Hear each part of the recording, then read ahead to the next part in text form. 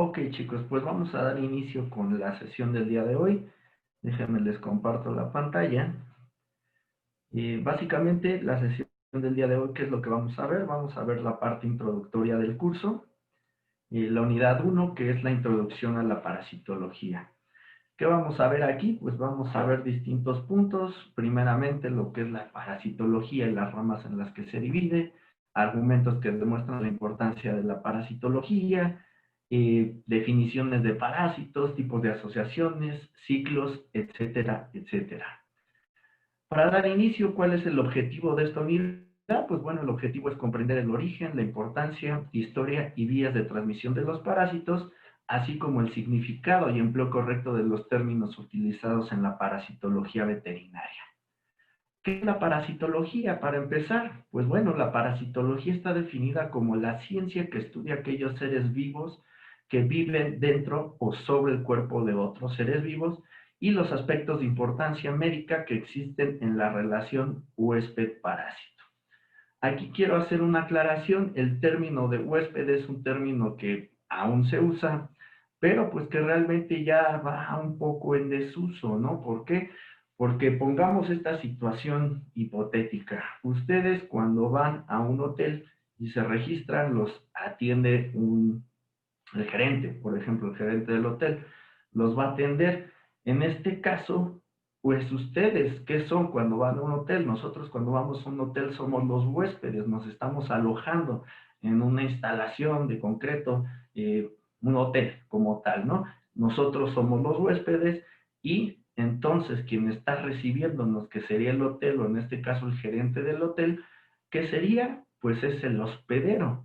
Y si nosotros traspolamos eso a la parasitología, y estamos hablando de endoparásitos o ectoparásitos, ahorita vamos a ver esas definiciones, entonces, ¿qué seríamos nosotros? Nosotros seríamos los hospederos y el parásito sería el huésped. Entonces, por lo cual, yo siempre es lo que digo, ¿no? De esta palabra de huésped utilizada para decir a quien está albergando al parásito, no se me hace que sea la correcta y pues cada vez va más en desuso, ¿no? Todavía lo van a encontrar en muchos libros, la palabra huésped, pero es mejor si ustedes ocupan palabras como puede ser hospedero, hospedador, hospedante, ¿no? Esta relación hospedero-parásito. Esto es de lo que se encarga el estudio de la parasitología. ¿Qué más va a comprender? El estudio de vectores, los factores ecológicos, ambientales y epidemiológicos que van a estar relacionados con la transmisión y la prevención de los parásitos que causantes de enfermedades. Esta también va a incluir el estudio de algunos parásitos como son los protozoarios, que son organismos celulares, los helmintos o gusanos y los artrópodos como pueden ser los insectos o los arácnidos. ¿Qué debemos conocer o qué deben conocer ustedes como estudiantes de parasitología? Básicamente este semestre en lo que se enfoca es en conocer al parásito como tal. Muchas veces nos olvidamos de estudiar la biología básica de los parásitos y ¿qué se nos va a pasar? Pues saber cómo lo podemos combatir, cómo dilucidar nuevas estrategias para la prevención y control de las enfermedades parasitarias. ¿Esto cómo lo vamos a ir viendo? Comprendiendo el ciclo biológico. ¿Por qué? Porque muchas de las cosas de cómo podemos nosotros prevenir y controlar las enfermedades van enfocadas a hacer un corte en el ciclo biológico del parásito. Además, nosotros al estudiar su biología básica también podemos diseñar nuevas alternativas de control o de tratamiento.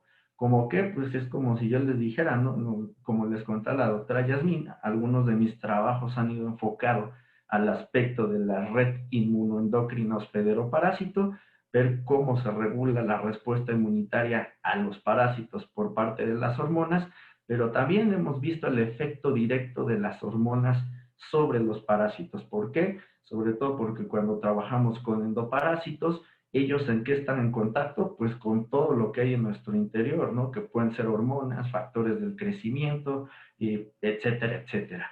Entonces, ¿qué hemos visto? Que estos parásitos a veces expresan algunas moléculas o proteínas de superficie que les van a estar ayudando a captar estos compuestos del hospedero y les van a servir para que se puedan establecer, crecer, reproducirse, etcétera, etcétera, ¿no? Como lo vimos, por ejemplo, ahorita más adelante vamos a ver que no no los parásitos afectan de misma forma a las especies, hay especies más susceptibles, pero también a los sexos.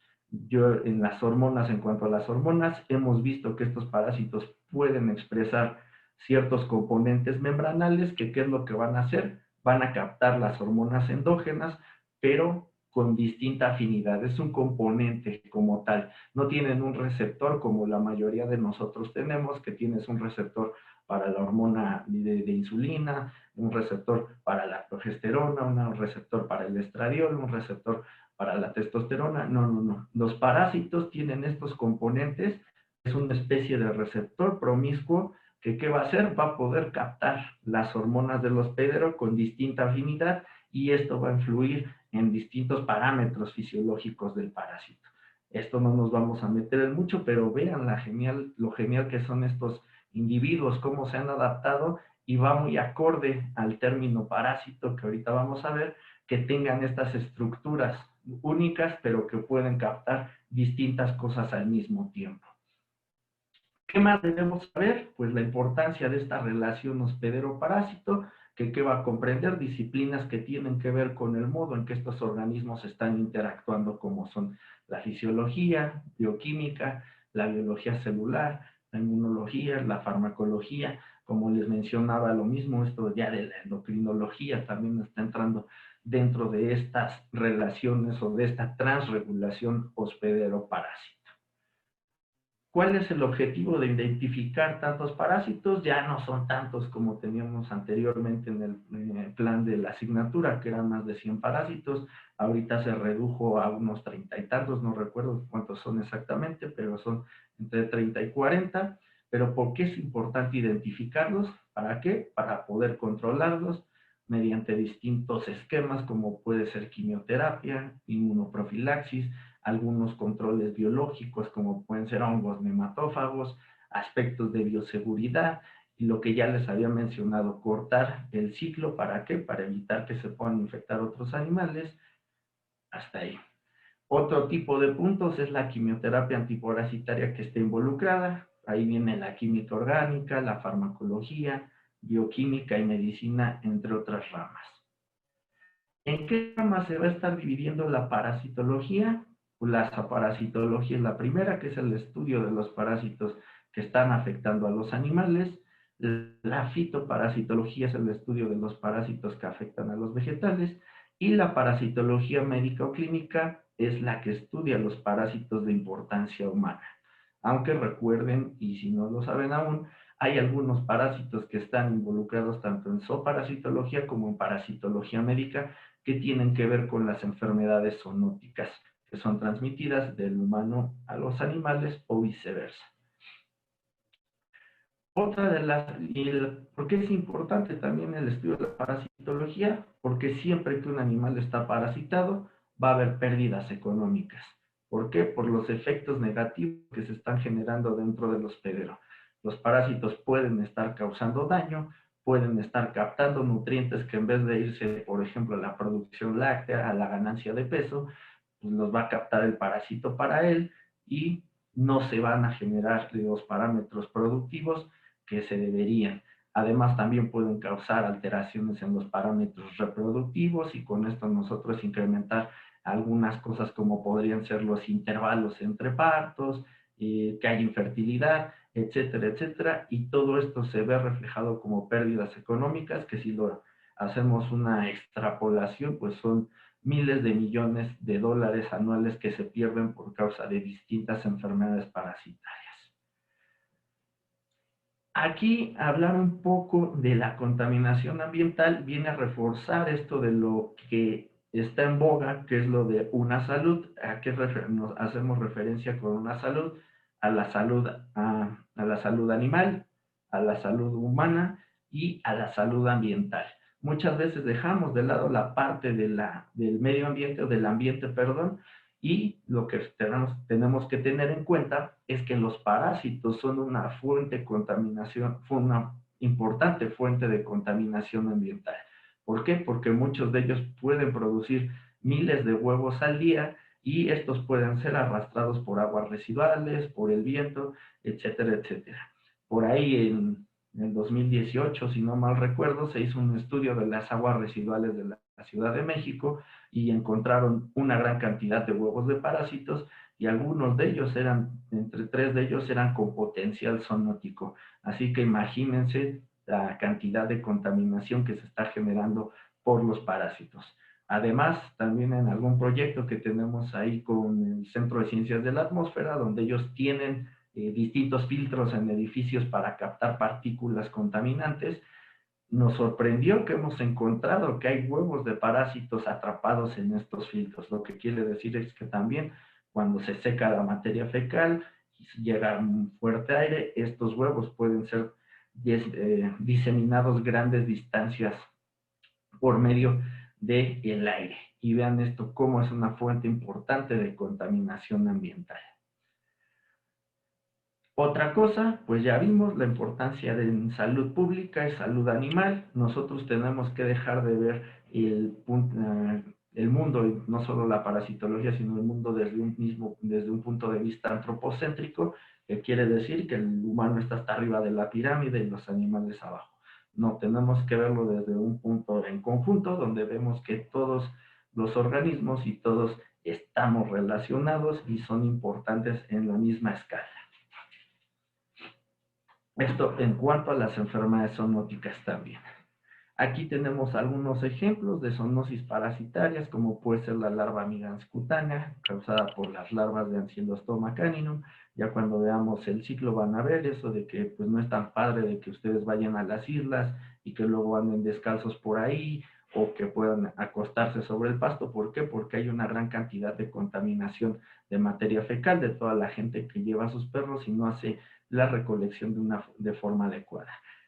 Además de esto, pues hay otras como la equinococosis o el quiste hidatídico que podemos ver en esta y en esta imagen. Algunas otras como la larva migrans ocular, que es causada también por larvas de otro parásito muy frecuente en los perros, que es Toxocaracanis.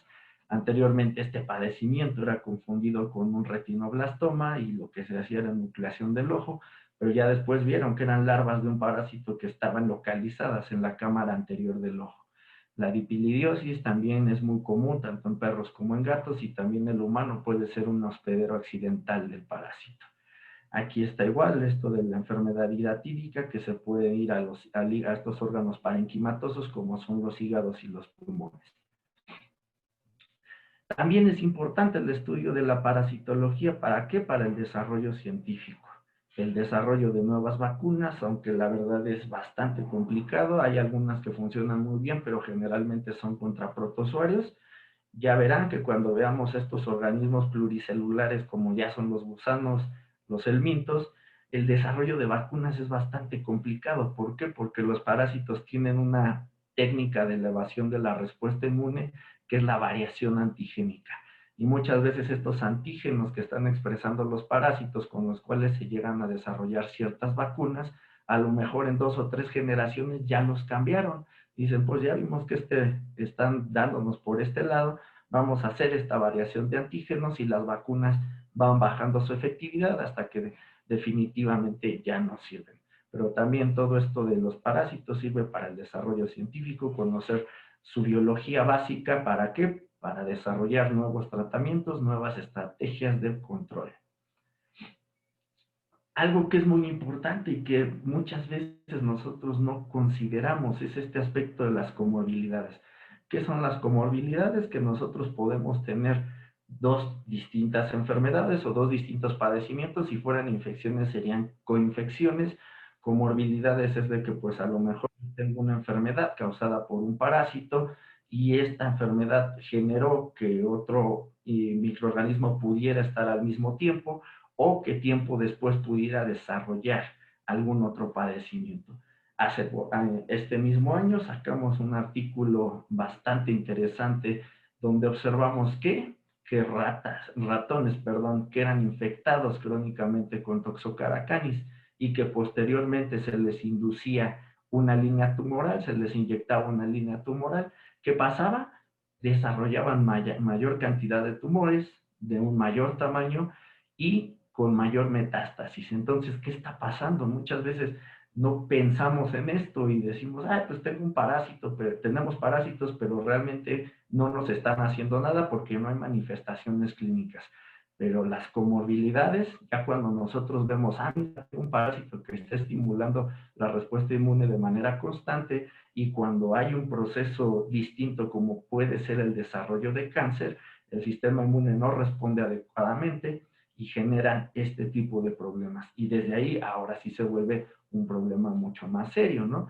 Además de esto, pues ahí, por ahí hay unas declaraciones y algunos estudios que son un poco controversiales, pero por ejemplo, hace unos años ahí un autor hizo una correlación entre la capacidad de aprendizaje de niños y la presencia de parásitos. ¿Y qué concluyó él? Que los niños que tenían parásitos tenían deficiencias en cuanto al aprendizaje. Imagínense esto cómo puede repercutir en el desarrollo, sobre todo cuando pues son niños, ¿no? Que todavía son como esponjas y todo lo que leen se les queda. Y vieron que al momento de que tienen parásitos hay deficiencias en cuanto al aprendizaje. Ahora hablemos un poco de las asociaciones biológicas. A lo mejor ya han oído hablar de algunas de ellas. Por ejemplo, el mutualismo, que es una interacción obligatoria y favorable para las dos especies, como puede ser las abejas y las plantas para la polinización. Es una asociación biológica muy bonita llamada mutualismo. Luego tenemos la protocooperación. La protocooperación, ¿qué es? Es una interacción favorable para las especies implicadas, con diferencia en su carácter facultativo. Es lo que quiere decir que ambas especies puedan sobrevivir independientemente una de la otra. Aquí les pongo un ejemplo, por ejemplo, el picabuey y el buey. ¿Qué es lo que hace el picabuey? Pues generalmente se sube al buey y le está comiendo los ectoparásitos. Esta parte es benéfica para ambas especies, pero pues si el buey no existiera, el pájaro podría alimentarse de cualquier otro insecto, y también el buey, pues por ahí con algunas otras estrategias de rascado podría estarse quitando los ectoparásitos. El comensalismo, hemos oído hablar de él, sobre todo en la parte de lo que es el microbioma. ¿Y qué es este? Es la interacción entre distintas especies en la que una de las especies se beneficia de la otra, mientras que la última no va a resultar ni beneficiada ni perjudicada. Esta puede ser facultativa u obligada. Otra es el inquilinismo. Esto es similar al comensalismo, pero en este caso el inquilino solo va a vivir sobre el hospedero, pero no se va a alimentar de él, solo va a obtener el recurso del espacio o la protección o ambos. Aquí un ejemplo podría ser este del pez payaso que vive entre algunas anémonas que son venenosas, así se aleja de los depredadores, le da protección, sería un ejemplo de inquilinismo. Otra es la foresia. La foresia, ¿a qué se refiere? Es el transporte de un organismo, sobre todo a veces uno más pequeño, sobre otro o dentro del cuerpo de otro con mayor capacidad de desplazamiento. Aquí podemos ver cómo estos peces se adhieren al tiburón, al ser más grande y al nadar mucho más rápido, pues ¿qué va a pasar? Pues los va a poder trasladar mayores distancias en un menor tiempo. Si lo pusiéramos en un ejemplo en la vida real, pues es como cuando nosotros nos subimos a un transporte público, ahí vamos y nos lleva a una mayor velocidad y nos lleva a grandes distancias. Y finalmente la depredación es en la cual el depredador resulta beneficiado de la y que se come la presa. El depredador generalmente suele ser más grande, pero que la población de las presas es mayor, ya que si tuviéramos mayor cantidad de depredadores, se acabarían a las presas y por lo cual las dos especies se extinguirían. Necesitan ser mayor la cantidad de presas que de depredadores para que puedan coexistir. Ahora, ¿de qué hablamos cuando nosotros nos referimos a parasitismo? El parasitismo se refiere a la relación biológica obligatoria entre dos organismos, en el cual uno de ellos inevitablemente va a salir perdiendo y inevitablemente el otro sale ganando. En esta relación va a haber dos protagonistas, ya hablamos del hospedero, hospedador, hospedante, y el parásito. ¿Qué características va a tener el parasitismo? El parasitismo es fisiológico, metabólicamente dependiente del hospedero. Los hospederos altamente infectados o infestados pueden morir a causa del parásito. El potencial reproductivo de los parásitos va a exceder al de su hospedero y la frecuencia de distribución de los parásitos en la población de hospederos está sobredispersada. ¿Qué quiere decir? Que no se distribuye de manera pareja ni al azar. Algunos hospederos pueden tener muchos parásitos y muchos hospederos pueden tener pocos. Esto es lo que les digo también y lo que hemos visto, que algunos parásitos tienden y tienen preferencia por infectar o infestar a las hembras que a los machos, o a infectar o infestar también animales que estén inmunocomprometidos, etcétera, etcétera. No se desarrolla de manera pareja esta distribución de los parásitos en una población. Ahora, ¿qué es un parásito? Pues, ¿de dónde viene la palabra parásito? Se deriva del griego para, que es junto a, y citos, comida. ¿Y qué? Se aplicaba inicialmente a los empleados públicos, por mencionar ahí políticos, y a los sacerdotes que vivían a costa de las ofrendas. Y es esto, ¿no? De parasiteo, comer a costa del Estado. Ya la definición de qué es el parásito es un organismo vivo que va a pasar una parte o la totalidad de su vida en el interior o exterior de otro ser vivo, del cual va a depender tanto fisiológica como metabólicamente. Vive a expensas de un organismo más desarrollado, que es el hospedero, del cual va a tomar los nutrientes necesarios para alimentarse y, muy importante, va a estar ocasionando daño. Los tipos de parásitos son dos. Tenemos los ectoparásitos. Los ectoparásitos son los que viven en el exterior del hospedero, como puede ser en la piel, en el pelo, etcétera, etcétera. Cuando estamos hablando que hay ectoparásitos, no vamos a hablar de infecciones, vamos a hablar de infestaciones. Y los endoparásitos son los que viven en el interior viven en el interior del hospedero, como puede ser en el intestino delgado, en los pulmones, en el hígado, en el sistema nervioso central, etcétera, etcétera. Y cuando hablamos de una infección cuando hablamos de endoparásitos, sí vamos a hablar de infecciones. Para ectoparásitos entonces son infestaciones, para endoparásitos son infecciones. Los parásitos erráticos son aquellos que no se van a encontrar en su órgano blanco. Esto a veces y rara vez llega a pasar. Por ejemplo, un parásito que tenga que estar en el intestino, sea su órgano blanco normal, el intestino delgado, pero que por una extraña razón llegó a la cámara anterior del ojo, ¿no? Ahí ese es un parásito con una migración errática, o ahí en algún caso también se vio una de un cisticerco que se podía ir al ojo. También ahí es una migración errática, no de una tenia, perdón, no el cisticerco como tal, que había un caso en eso de parásitos asesinos, donde una tenia que su órgano blanco es el intestino, y que le encontraron por ahí en el ojo. Esa fue una migración errática de la tenia. Un parásito accidental son aquellos que son de vida libre, pero que al momento que entran en un hospedero se pueden desarrollar. Los obligados son aquellos que solo pueden vivir como parásitos, que no tienen fases de vida libre, o que si caen fuera de su hospedero se van a morir rápidamente. Los temporales son aquellos que van a alternar etapas de vida libre con periodos de parasitismo, van a invadir a sus hospederos por un corto periodo de tiempo. Por ahí, por un ejemplo, podrían ser las larvas de mosca o algunas garrapatas que se suben al hospedero, se alimentan de su sangre. Ya que están llenas de sangre, se bajan y en el ambiente van a hacer la ovoposición, y así continúa el ciclo. Alternan etapas de vida libre con periodos donde sí son parásitos como tal y se encuentran dentro o sobre el hospedero. Los permanentes son aquellos que no tienen etapas de vida libre. Por ejemplo, hay parásitos que no pueden salir dentro de un hospedero, que tienen que forzosamente estar ahí. No va a haber fases de vida libre, como es el caso de una enfermedad o de un parásito que se llama Trichinella spiralis, que van a ver que necesita forzosamente del ciclo predador-presa para poderse mantener. Si llegaran a estar las larvas por alguna extraña razón, salieran al ambiente, van a morir rápidamente, así que son considerados como parásitos permanentes.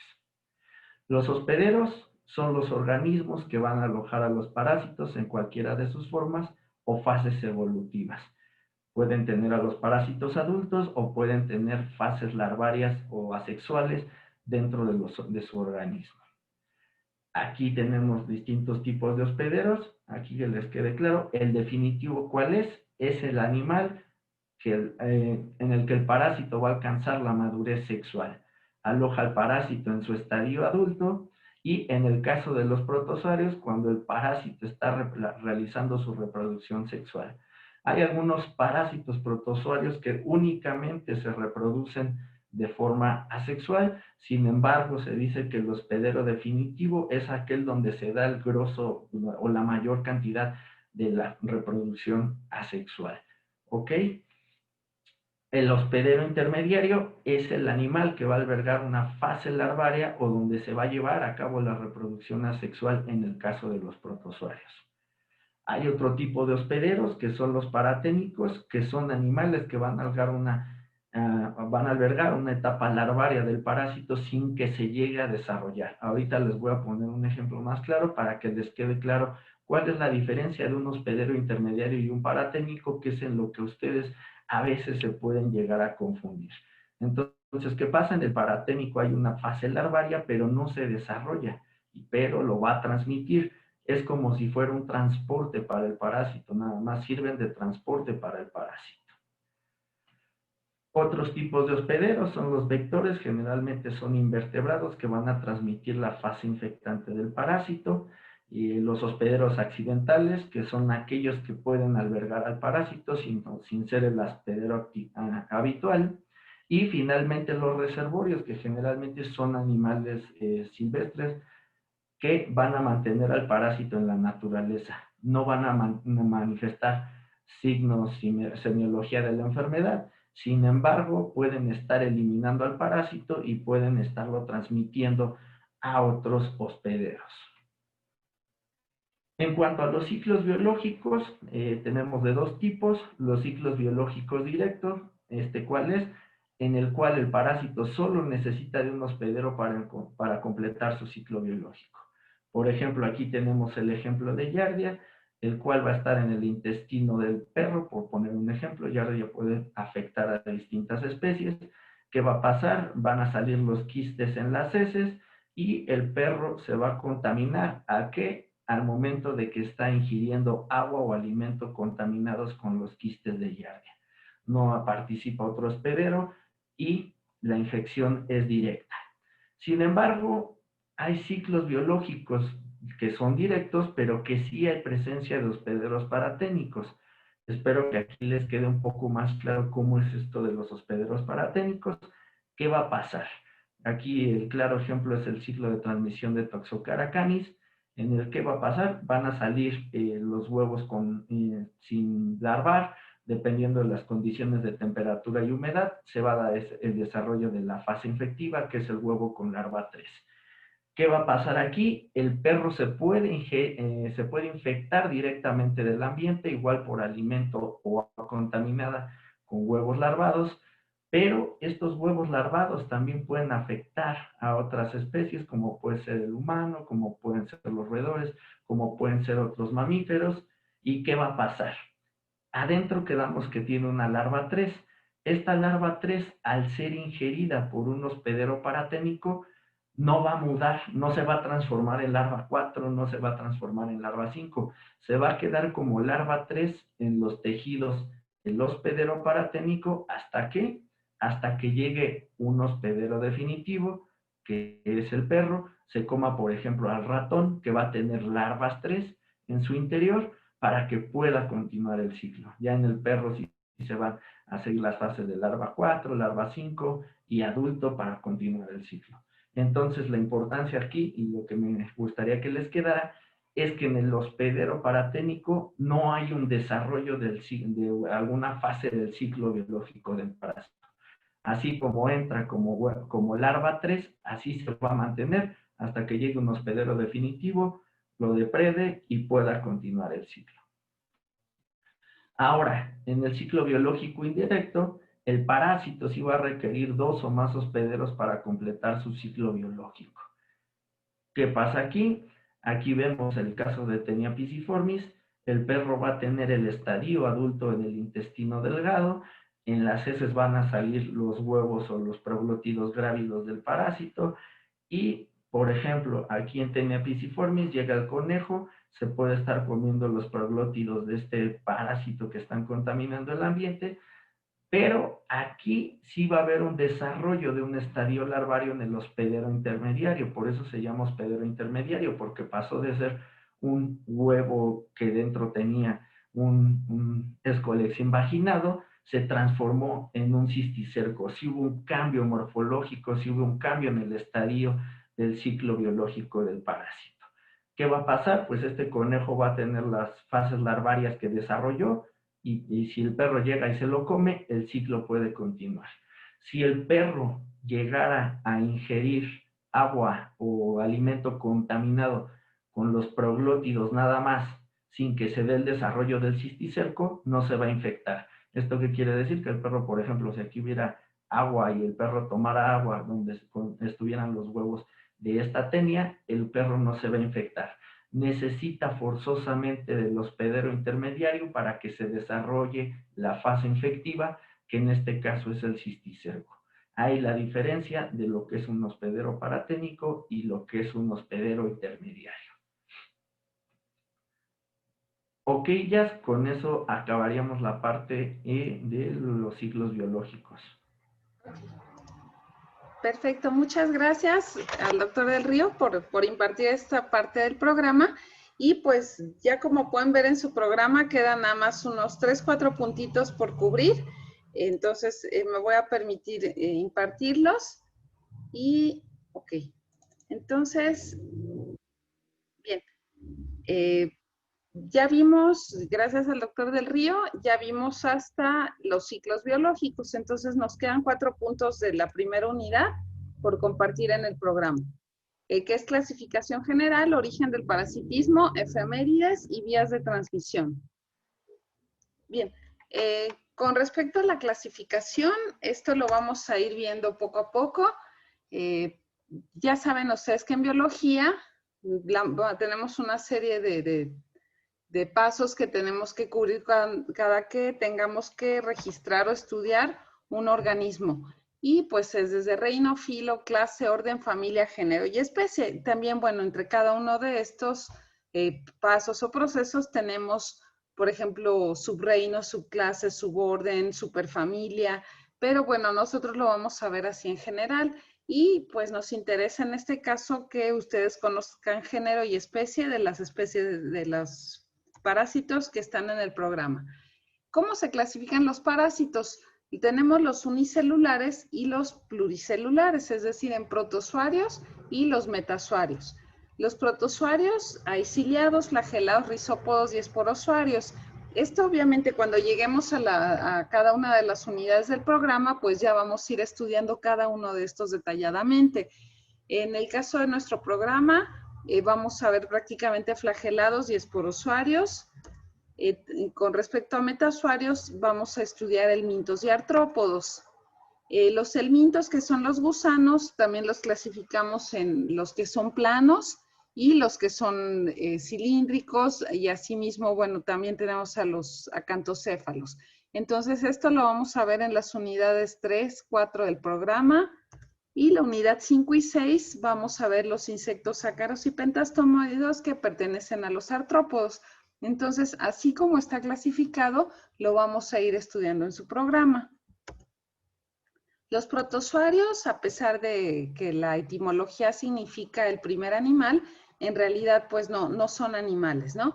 No los consideramos animales, sino que ya los estudiamos dentro de los protistas y tenemos más de 215,000 especies descritas.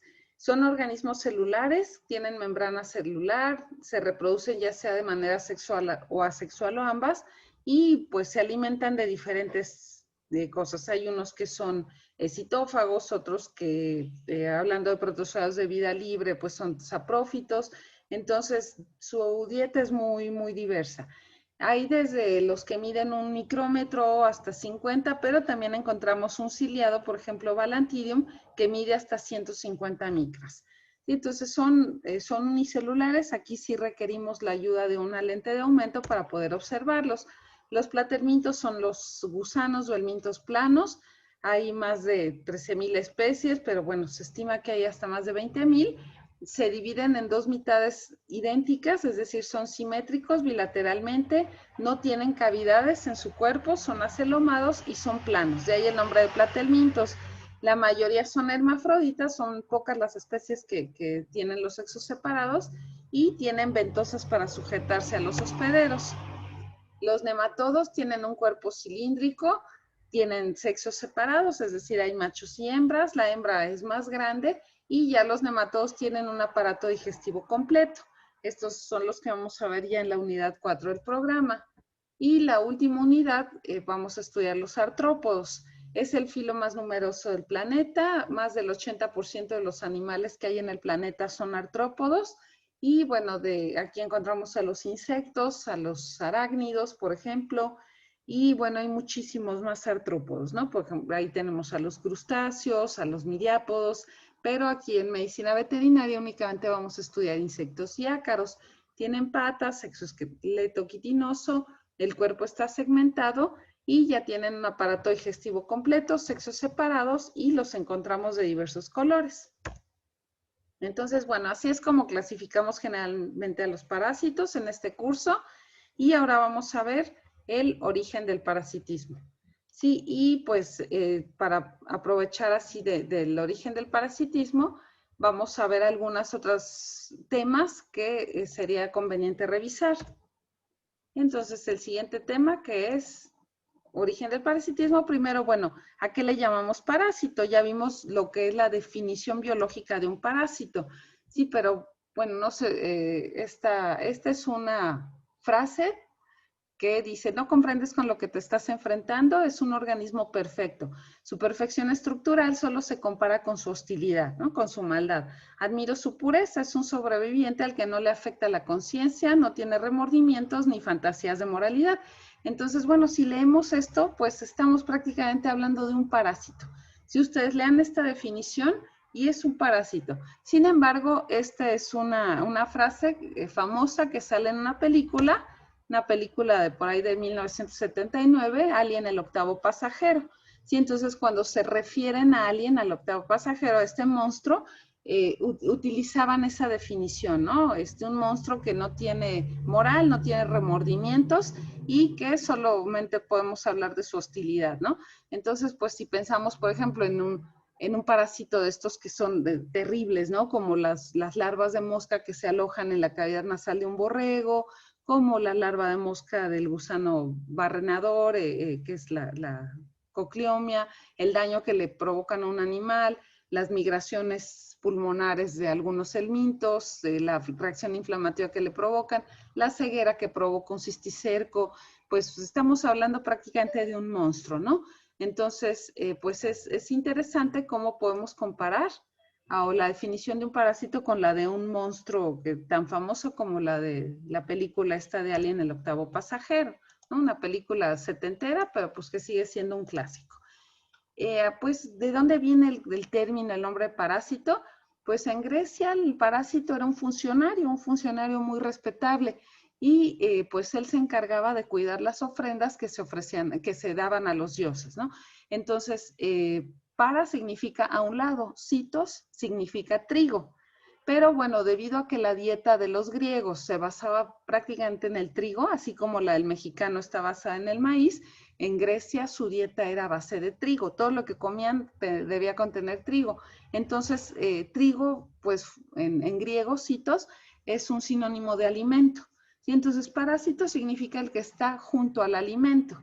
¿Y por qué? Porque era un funcionario que cuidaba las ofrendas que se le daban a los dioses y era un funcionario muy venerado que estaba a la altura de cualquiera de los sacerdotes más importantes porque cuidaba las ofrendas que se le daban a Zeus, Afrodita, Atenea, entonces tenía que ser alguien sumamente respetado por todo el pueblo. Y bueno, posteriormente el parásito, que es el que está junto al alimento, pues también siguió la tradición en Roma. Solo que en Roma ya se empezó a desvirtuar un poquito. ¿Qué ocurrió en Roma? En Roma pasaba que los que tenían mucho dinero, la gente que pues era poderosa, la gente que tenía pues más medios económicos y por lo tanto pues estaba mucho más arriba en la escala social, en la escala de clases sociales, tenía algo que se le hacía que les llamaran patronos, eran los patrones, ¿no? Y el patrón entonces para hacerse más famoso con los pobladores, debía ser simpático, tenía que tener una serie de gente que se le llamaba cliente. De ahí viene el término que utilizamos actualmente de cliente. Entonces los patrones debían tener un montón de clientes para poder seguir subiendo en la escala social. Es algo muy similar a lo que ocurre actualmente en las redes sociales. ¿Sí? O sea, el TikToker, el YouTuber, el Instagramer que tiene más seguidores o tiene más likes, es el que pues se va haciendo más famoso, ¿no? Al grado que pues yo no sabía que por ejemplo, alguien que sí tiene muchísimos seguidores en TikTok le pagan, ¿no? Le dan una cantidad de dólares mensuales o semanales y a medida que tiene más me gusta, le van pagando mucho más. Es exactamente eso lo que ocurría en Roma, o sea, los patrones que tenían muchos clientes, pues tenían más posibilidad de escalar en las clases sociales hasta poder llegar a ser incluso funcionarios. ¿Sí? Entonces es igualito a lo que ocurre actualmente con las redes sociales. ¿Sí? Entonces en este caso en Roma era el patrono y el cliente. ¿Y qué pasaba entonces? Los clientes querían quedar bien con los patrones para tener una comida gratis. ¿Sí? Entonces muchos de estos clientes se hacían pasar por parásitos, es decir, decían, ah, yo soy un funcionario que guarda las ofrendas para Apolo, ¿no? Para el dios Apolo. Entonces, ay, pues el patrono decía, híjole, pues imagínate invitar a cenar a un parásito y todo el mundo va a decir, oye, pues yo invité a cenar a un parásito, ¿no? Entonces me voy a hacer mucho más famoso en la escala social y por eso pues los patrones en ese entonces invitaban a los famosos, los que se hacían pasar por parásitos, para tener en su mesa a un personaje famoso, a un personaje venerado. Y ya muchos vivales entonces decían que eran parásitos, es decir, que resguardaban las ofrendas de los dioses cuando en realidad no lo eran. Únicamente decían que lo hacían para ser invitados por los patrones y tener entonces una comida gratis. Y ya de ahí empezaron a ver pues que el parásito en realidad era un personaje falso, eran buenos actores que se hacían pasar por un funcionario para poder comer gratis. Y ahí ya entonces empezamos a ver cómo de ser un funcionario venerado pasó esto a ser un gorrón, ¿no? Un parásito es alguien que quiere comer gratis a costa de otro. Sí, y ya así es como actualmente tenemos ese término, ¿no? O sea, cualquiera que le digan parásito, pues no es un halago. Cuando en la antigua Grecia, pues era de veras todo un halago llamarse parásito. Posteriormente ya Charles Darwin, pues él era una persona muy religiosa, ¿no? Es increíble que, por ejemplo, ahora en los Estados Unidos de América, en muchas escuelas tienen prohibido enseñar la teoría de la evolución de Darwin porque pues esto contraviene la Biblia, ¿no? O sea, pues la Biblia, ¿qué es lo que dice? Pues Adán y Eva, y pues Darwin, ¿qué dice? Pues que venimos de un animal muy parecido a los actuales simios. Entonces, en muchas escuelas públicas de Estados Unidos tienen prohibida la enseñanza de la teoría evolucionista, cuando pues Darwin era un hombre sumamente religioso. O sea, él, por ejemplo, cuando estaba viajando en el famosísimo Beagle, él no dejaba de rezar. Y entonces Darwin era muy creyente, ¿no? Entonces son las ironías de la vida. Y pues total, Darwin decía que como Dios en su absoluta sabiduría había creado seres tan despreciables como los parásitos. Y posteriormente tenemos a Ray Lankester. Ray Lankester, un biólogo famosísimo que incluso convivió con Darwin, y él decía que los parásitos son organismos degenerados que buscan una vida cómoda y fácil. Posteriormente, Konrad Lorenz, el padre de la etología, del estudio del comportamiento animal, pues Konrad Lorenz, que incluso recibió el título de Sir por parte de la monarquía inglesa, pues Sir Konrad Lorenz, una persona que incluso tuvo el premio Nobel de Fisiología, él decía que el parásito es un sinónimo de la evolución retrógrada y despreciable, ¿no? Porque pues como los parásitos no tienen muchos de los órganos u organelos que tienen un organismo de vida libre, es decir, son reduccionistas, biológicamente hablando, pues decía que esa es una evolución retrógrada, que el hecho de perder órganos es una evolución retrógrada, pero pues si vemos, por ejemplo, a los delfines, que son los animales de los más inteligentes que hay en el planeta, son un ejemplo de evolución retrógrada porque perdieron apéndices, perdieron órganos. Pero bueno, Konrad Lorenz en los años en los que vivía, él ponía de ejemplo de evolución retrógrada a los parásitos, ¿no? Porque han perdido muchísimos órganos y organelos. Entonces vemos, ¿no? La definición de un parásito: degenerados, buscavidas, despreciables, succionadores de riqueza, parece hasta canción de Paquita, la del barrio. Pero bueno, es así como se ha visto el parasitismo a lo largo de la historia de la biología. Lo vamos a reflexionar un poco. Si en realidad son tan involucionados, flojos y retrógradas, ¿cómo es posible que hayan vivido a expensas de casi todos los seres de vida libre durante millones de años? O sea, el parasitismo es una forma de vida que existe desde hace millones de años. Si en realidad son tan flojos, pues ¿cómo le han hecho, no? O sea, no es fácil vivir a costa de otro. ¿Cómo resisten los tratamientos? Sí, entonces eso también requiere una maquinaria bioquímica formidable, poder resistir un tratamiento. Por lo tanto, yo no creo que sean tan involucionados y retrógradas. Y pues no hay vacunas antiparasitarias y las que hay no son tan efectivas. Por lo tanto, pues saben defenderse. Si alguien que sabe defenderse, pues no es alguien flojo. Entonces hay que a veces reflexionar bien que, pues, qué estamos queriendo decir cuando en realidad hablamos de que los parásitos son flojos. Ahora pues vamos a ver, esto no está en su programa, pero pues una parte divertida que les quise añadir, cómo se crean los nombres científicos de los parásitos. Por ejemplo, toman una característica biológica. El mosquito Aedes, Aedes significa irritante, molesto. Sí, entonces de ahí le dieron el nombre. Es tan molesto el mosquito que su nombre significa molesto. Aedes en griego significa irritante o molesto. Bófilus, Bo significa bovino, buey, y filus es amigo o afinidad. Entonces, Bófilus es el que es amigo o tiene afinidad por los bovinos, porque es una garrapata que le gusta mucho estar parasitando a los bovinos. Y otras, pues, por el nombre en el que fueron documentados, ¿no? Leishmania mexicana, lo de mexicano es porque se encontró esta especie en el sureste de nuestro país. Otros tienen que ver con historia, fantasía. Por ejemplo, la garrapata Argas, su nombre lo obtuvo del gigante Argos. El gigante Argos era un gigante que tenía cientos de ojos porque pues Zeus, la esposa de Zeus, la diosa Hera, lo ponía a cuidar que Zeus no anduviera de coscolino ahí con las muchachitas. Entonces le dio muchos ojos al gigante Argos para que estuviera cuidando a Zeus. Y cuando alguien vio a la garrapata Argas, pues vio que tenía unas perforaciones, unos fosetas en su tegumento, y se le ocurrió ver que pues eran como los ojos del gigante Argos, y de ahí la nombró Argas, ¿no? Muy, muy parecidos. Aunque en realidad la garrapata no tiene ojos, son pequeñas fosetas que tienen el tegumento. Cryptosporidium, cryptos, pequeño, sporium, semilla, cada que ustedes vean la terminación latina significa pequeño. Si todo lo que acabe en como por ejemplo parvum, es pequeño, pequeño niño. Entonces Cryptosporidium significa semillita pequeña, que es un parásito de los que estudiamos, es de los más pequeños que vemos en el programa. También, por ejemplo, indicando algún aspecto morfológico: Macracanthorhynchus, macra grande, canto espina, rhinos nariz, es el que tiene grandes ganchos o espinas en la nariz, aunque no es una nariz, pero es parecido a una nariz. Keiletiela, keilos es labio, ¿sí? De ahí, por ejemplo, las tortugas, creo que el orden al que pertenece es algo que tiene que ver con queloide, no sé, pero bueno, keilos es labio.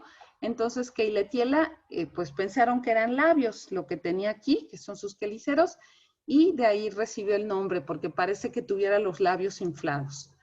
Otro, por ejemplo, Imeria Ninacolyaquimove, Nina, era la hermana de quien descubrió esta especie, Ninacol, así se llamaba, Ninacol Yakimov, y pues su hermano nombró esta coccidia en honor de su hermana, Ninacol Yakimov.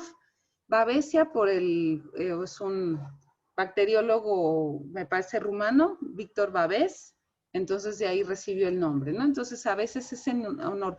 Yo, por ejemplo, si encontrara un parásito, a mí no me permitirían ponerle al parásito mi nombre, lo que piden en este caso las organizaciones internacionales que nombran seres vivos, seres biológicos, les piden que no sea el nombre de quien lo descubrió. Entonces, generalmente ustedes le tienen que dedicar ese género o especie a alguien más.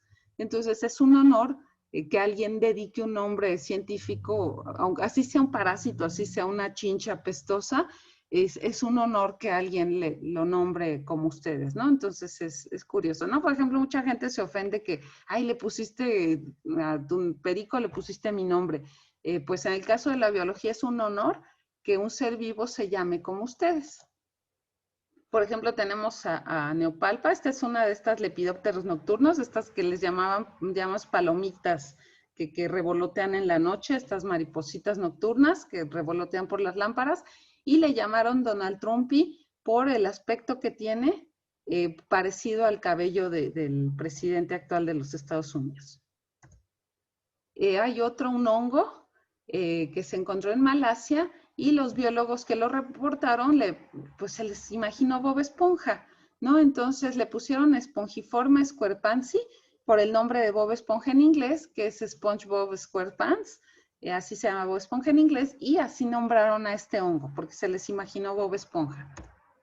Tenemos una especie de escarabajo que se nombró en honor a Arnold Schwarzenegger, porque pues las patas del escarabajo se les imaginó a los biólogos que lo descubrieron los bíceps, los grandes músculos de los brazos de Arnold Schwarzenegger. También encontraron a un pequeño crustáceo que recibió, bueno, en este caso fue nombrado en honor a Freddie Mercury, el vocalista, ex vocalista de Queen, y pues bueno, cuando era una colonia británica, ahí nació Freddie Mercury, y como ahí encontraron este crustáceo, lo llamaron Mercury, Cirolana mercury. Tenemos también una hormiga que fue nombrada en honor a Harrison Ford, Feidole Harrison Fordi, porque pues bueno, él ha trabajado muchísimo por conservar el ecosistema.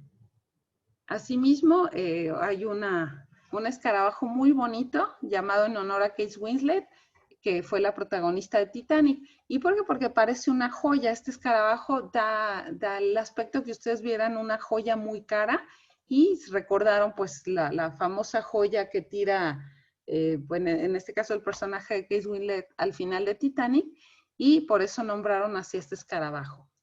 También hay una rana nombrada en honor al ex vocalista de Police, Sting. ¿Por qué? Porque él trabaja muchísimo por preservar sobre todo el Amazonas.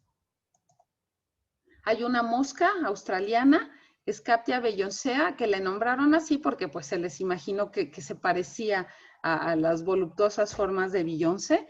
Entonces así le nombraron los australianos a esta mosquita que tiene la parte posterior del abdomen dorada y prominente. Y pues hay unos colombianos muy simpáticos, unos herpetólogos colombianos, que nombraron una rana Alobates niputidea porque no sabían ni siquiera cómo ponerle.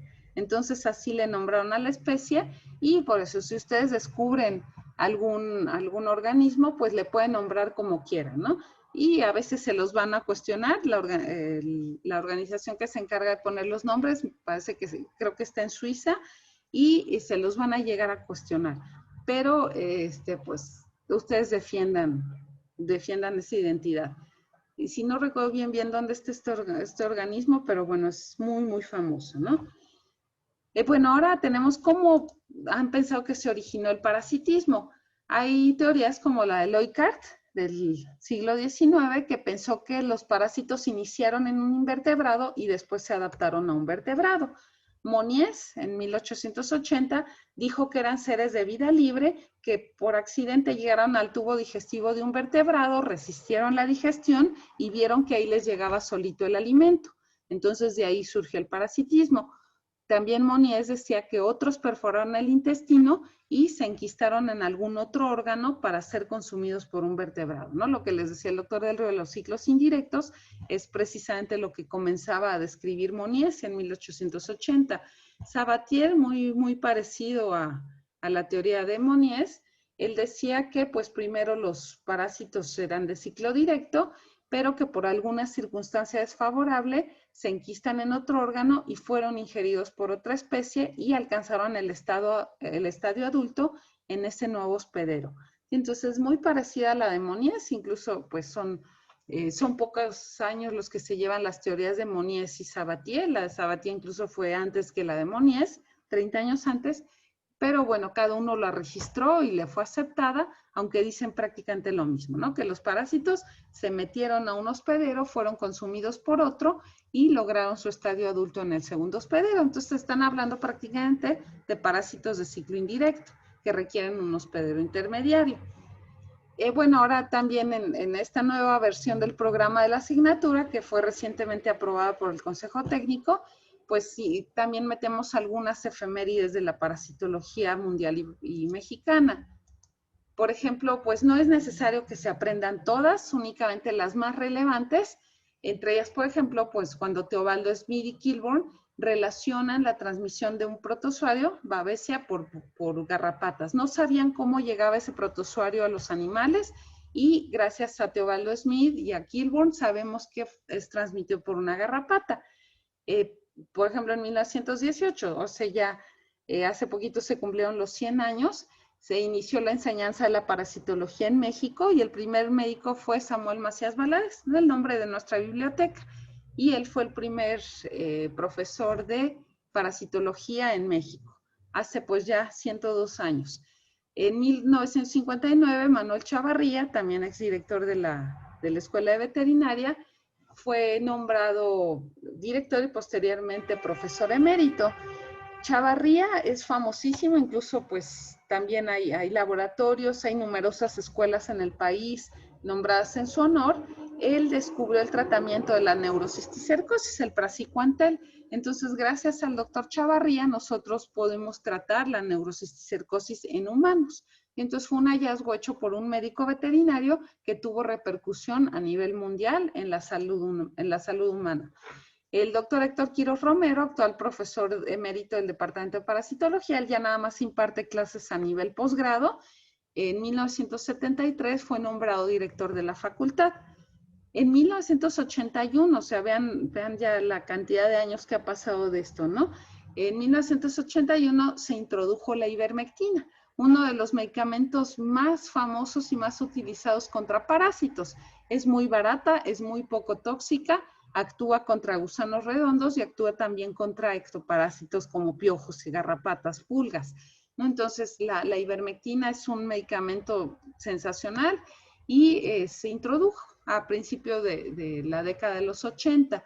Esto fue un hallazgo fenomenal que se realizó en Australia y pues todo cuando estaban estudiando, ¿no? Cómo pasaban algunos borregos que no se parasitaban, empezaron a hacer estudios y ya vieron, ¿no? Que eran unos hongos los que producían un producto que evitaba que los borregos se parasitaran y ya de ahí entonces aislaron las ivermectinas.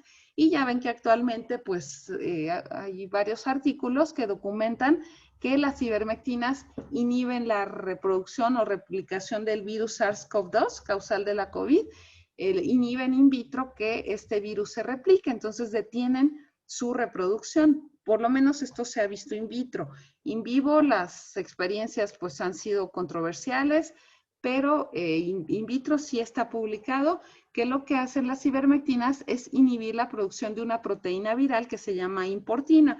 Las importinas son las que le producen al virus pasarse de una célula a otra, es decir, estar importando su material genético. Y la ivermectina inhibe la producción de importinas de los virus, tanto del VIH, el causal del SIDA, como del SARS-CoV-2. Entonces, bueno, imagínense qué hallazgo las ivermectinas. Después, ya a finales de la década de los 90, el doctor Héctor Quiroz fue designado profesor emérito. Les digo, él trabaja todavía en la facultad, pero da clase únicamente a nivel posgrado. Posteriormente, el jefe actual del Departamento de Parasitología, el doctor Froilán Ibarra, y una profesora que también imparte parasitología, Yolanda Vera, desarrollaron un nuevo fármaco, lo patentaron y es un faciocida eficaz. Y pues bueno, para terminar ya con esta unidad, ¿cómo se transmiten los parásitos? La vía más común es la fecal oral. Y los parásitos, la forma más fácil que tienen de salir al ambiente es a través de las excretas.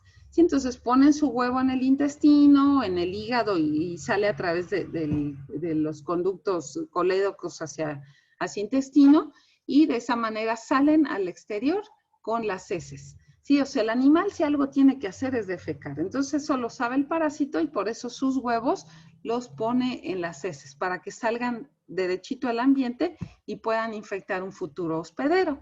Sí, entonces la vía más común de contaminación y de ingestión de parásitos es la fecal oral y pues ya sea comiendo directamente excretas o bien comiendo alimento contaminado con excretas, como pues alimentos regados con aguas negras o porque ustedes dejaron sucio el corral y ahí fue el pobre animal a comer y ya su alimento está contaminado con heces.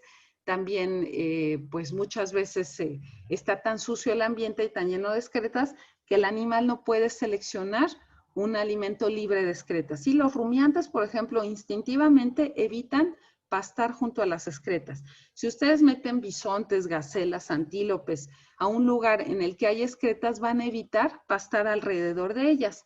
Pero pues como el caso de la ganadería, en la que ya manejamos especies a las que hemos domesticado desde hace más de 10,000 años, pues bueno, ya han perdido ese comportamiento instintivo de alimentarse junto a las excretas, ¿sí? Las vacas, las cabras, los borregos.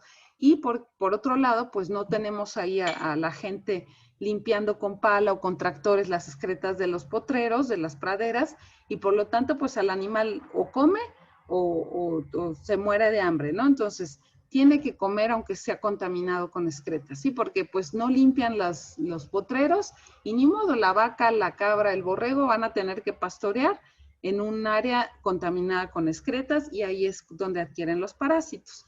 ¿Sí? Entonces, la vía más común es la fecal oral. También tenemos la adquisición cutánea de parásitos, como decía el doctor del Río, el ancilostoma, que tiene afinidad por los suelos porosos, arenosos. La larva se mete a través de la piel. Vía transplacentaria se pueden transmitir parásitos, por ejemplo, neospora, toxocara, se pueden transmitir a través de la placenta, también de la vía galactogénica, si los nuevos hospederos, las crías, adquieren el parásito consumiendo leche a través de la vía transmamaria, por hospederos paraténicos, como el caso que menciona el doctor del Río.